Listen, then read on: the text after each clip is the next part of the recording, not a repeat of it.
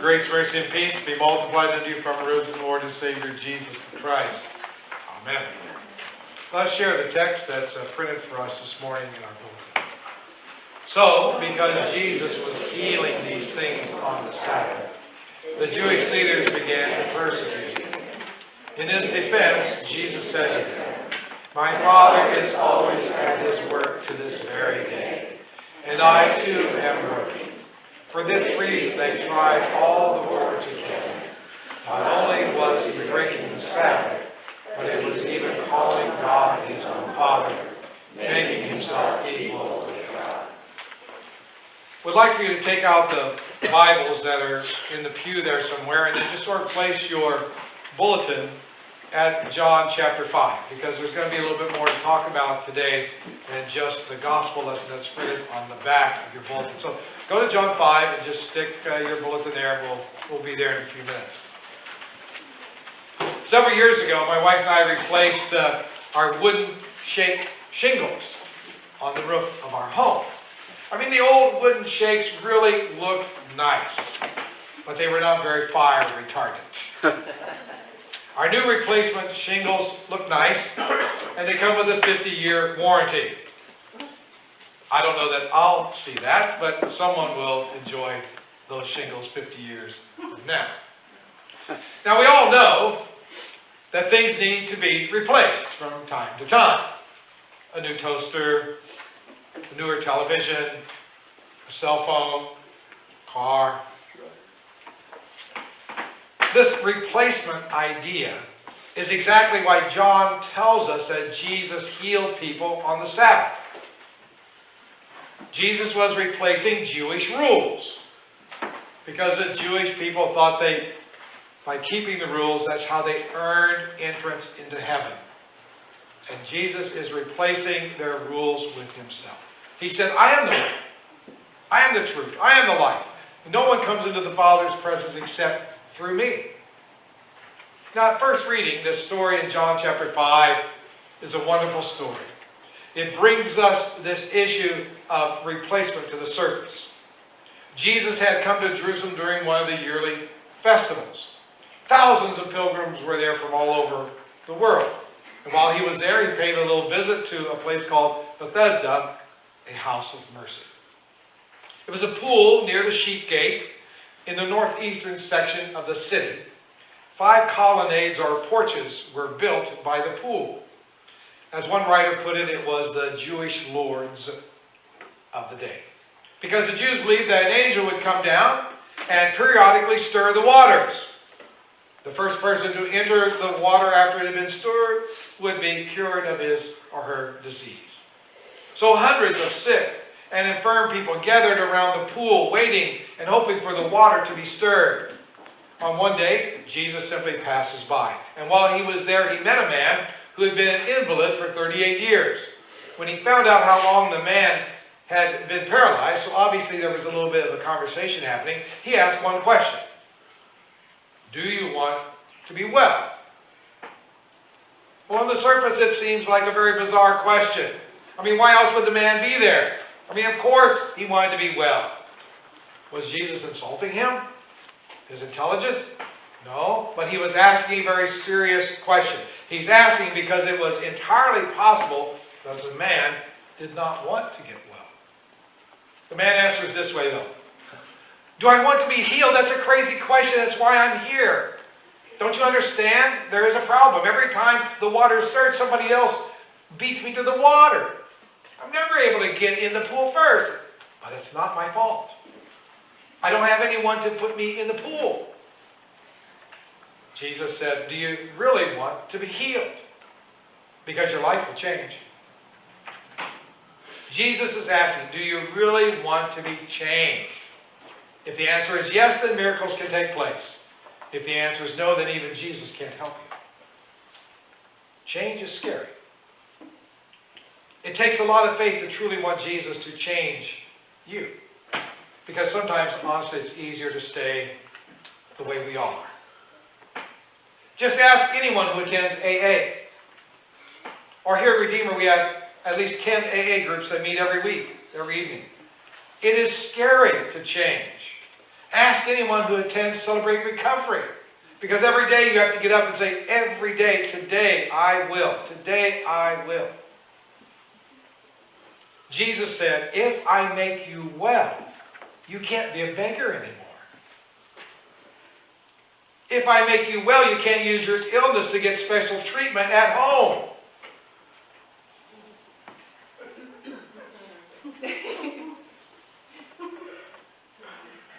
Mr. Honest said, I know you don't ask for special treatment at home. But Jesus is asking, if I make you well, you won't get all that sympathy anymore. You'll have to go to work. That's right. There's a price to be paid for being well. Do you really want to change? You're right. It's hard to change. It's scary because you get comfortable with the way you are, even if you know the way you're living isn't really good.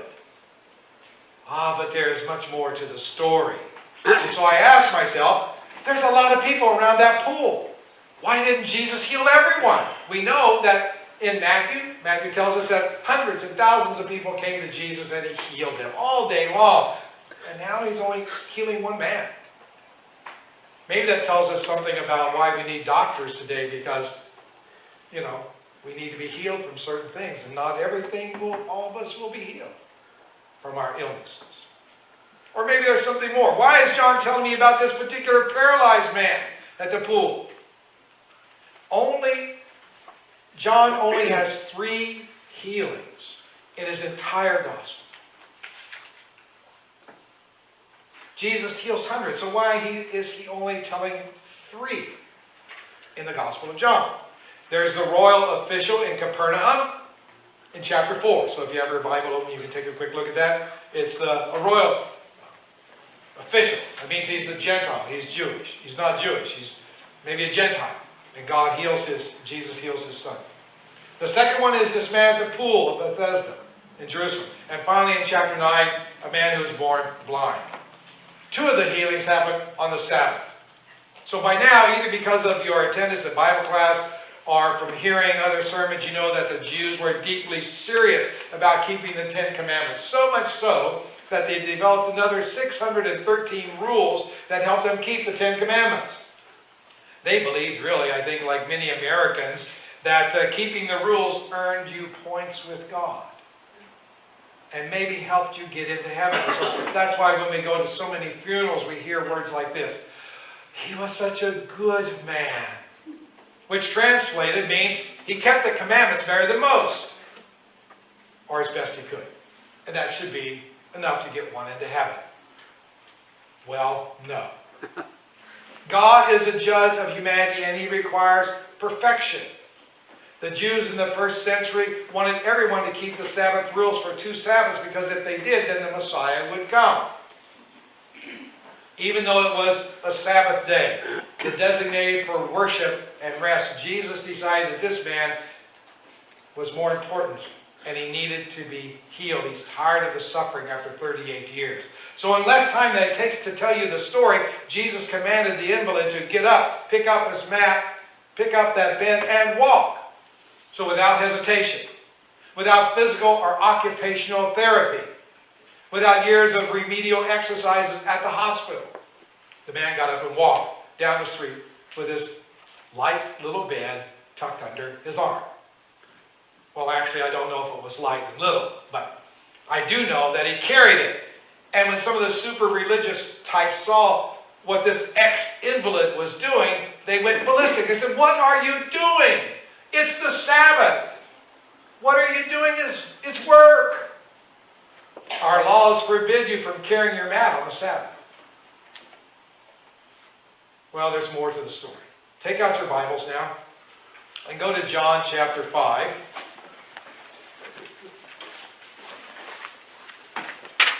John chapter 5, we're going to look at verse 16 to 18. 5, verse 16 to 18.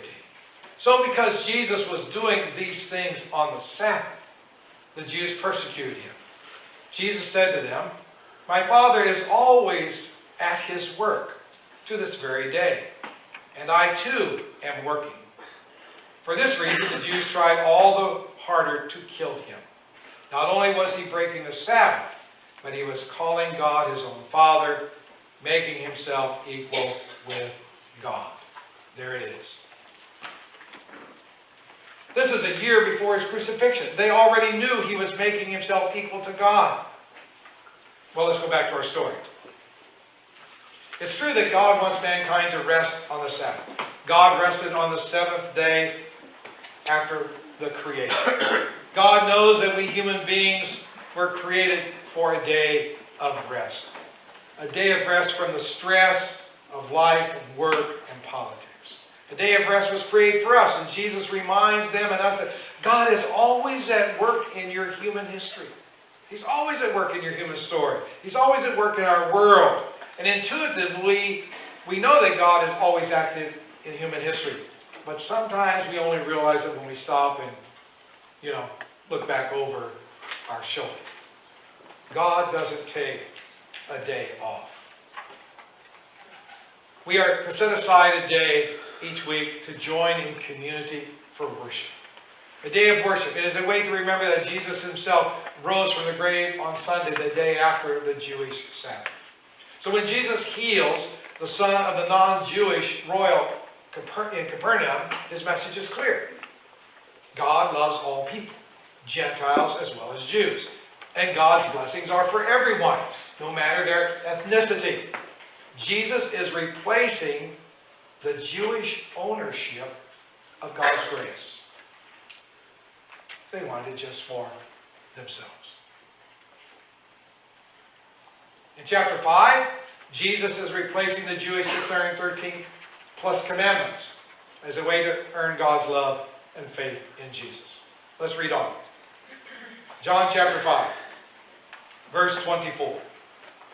Jesus said, I tell you the truth. Whoever hears my word and believes him who sent me has eternal life and will not be condemned. He has crossed over from death to life. That's the good news. It's already our possession. 25. I tell you the truth. A time is coming and has now come when the dead will hear the voice of the Son of God, and those who hear will live. For as the Father has life in himself, so he has granted the Son to have life in himself. And he has given him authority to judge, because he is the Son of Man. Do not be amazed at this, for a time is coming when all who are in their graves will hear his voice and come out. Those who have done good will rise to live, and those who have done evil will rise to be condemned. By myself I can do nothing. I judge only as I hear, and my judgment is just, for I seek not to please myself, but him who sent me. In John chapter 9, when Jesus heals a man born blind on the Sabbath, he also forgave him his sins. The Jewish theology is clear. No one can forgive sins but God alone. It was God himself who told Moses to take the blood of the lamb and put it on the door frames of the houses of the Jews who were in slavery in Egypt. And that blood on the door frame saved their lives from death. It was Jesus who told Moses to create that tabernacle in the wilderness and have a morning and evening sacrifice for the forgiveness of sins. It was God who promised Solomon that he would always reside in the temple in Jerusalem. Thus, the temple in Jerusalem was now the home of the creator of the universe, where one worshiped him, where one received forgiveness of sins. And Jesus is simply replacing the temple with himself on the cross. At his death, the temple curtain was torn in two from top to bottom. No wonder the Jewish religious leaders wanted Jesus dead. Oh, he was taking their money, their wealth. Because, if you were a good Jewish person and you went to the temple to worship, well, you had to change your money from Greek or Roman to Jewish.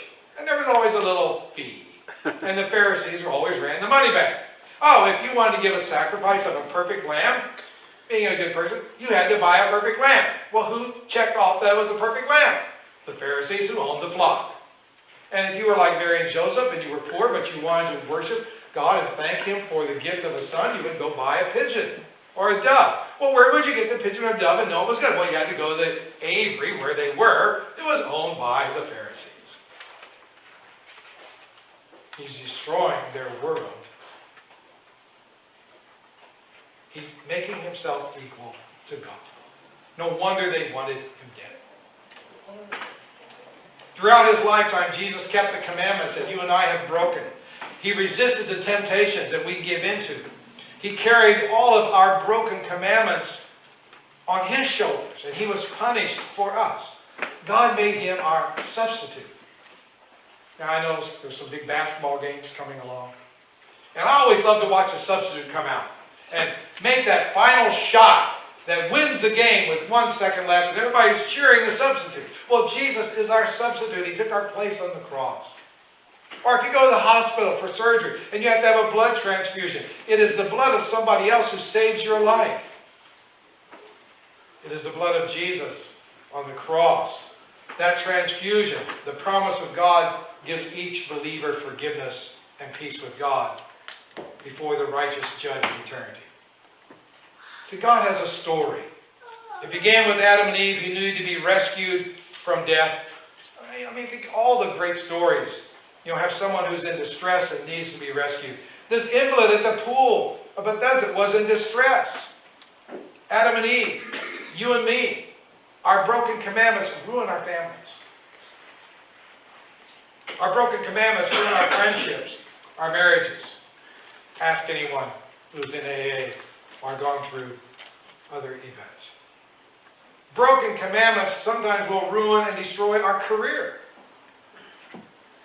Someone needs to be rescued. You and me. Rescued from sins that destroy our relationship. Rescued. But in order to be rescued, in all of those movies you watch, someone had to die. And it's usually the hero who dies. That is what Jesus did. He's our hero. He's our substitute. He dies that we might have life, both now and forever, in the new heaven and the new earth. God demonstrates his love for us, that while we were still sinners, Jesus died for us. And John, in chapter 5, is simply begging us to understand that Jesus is our replacement. He's the replacement we need. This process of replacement culminates in the redemption of our bodies. That's more than just a rescue of our body out of the soul when death comes knocking at our door.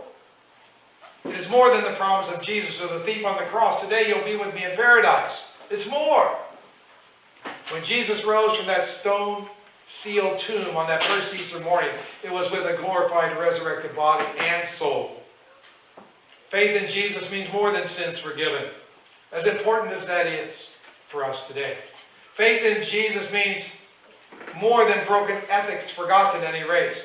Faith in Jesus means, well, listen to his words. I tell you the truth, whoever hears my word and believes in him who sent me, he has eternal life and will not be condemned. He's crossed over from death to life.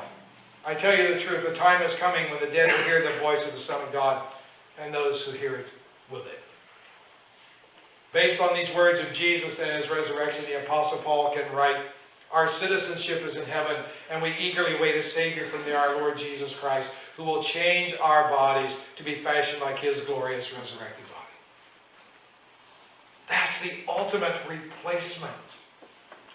This is what we long for. And we have the answer in Jesus. Eternity has been placed in your heart and mind, and Jesus has opened the doors of eternal life. And he will transform our bodies to be fashioned like his glorious resurrected body. He is risen. He is risen indeed. Hallelujah. Amen. And now may the word of Jesus continue to hold your heart and mind in the sure hope and knowledge of peace you have through him. Amen. Let us stand and confess our faith. We'll use the words of the Nicene Creed found on the